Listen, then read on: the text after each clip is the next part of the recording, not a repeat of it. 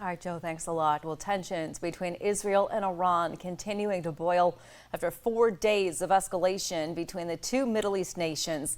The impact of the conflict could stretch beyond the region and into the wallets of Americans. WENY Washington correspondent Brendan Scanlon is live tonight to break down whether the turmoil could impact prices at the pump. Brendan. Hey there, Renata. Good evening. Well, drivers could pay a bit more at the pump within the next week or two. However, experts I spoke with do not expect that upward trend to last. Another wave of missile attacks launched by Iran early Monday, killing at least 8 people in Israel. It's the latest violent attack just 4 days after Israel targeted top Iranian military leaders, nuclear scientists, and nuclear facilities. Now Israel is urging thousands of people in Iran's capital of Tehran to evacuate, signaling more strikes are on the way, like this one, interrupting a live broadcast of Iran's state news channel.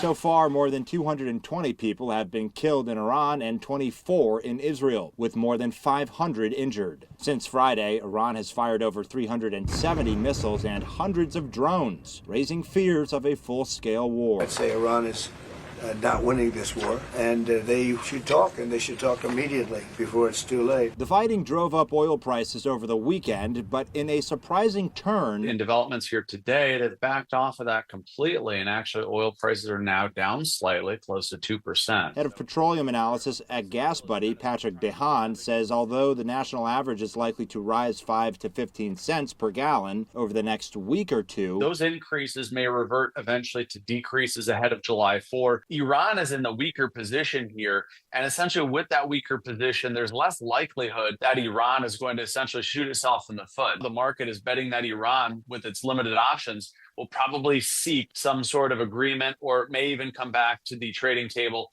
when it comes to the U.S. and its nuclear trade talks.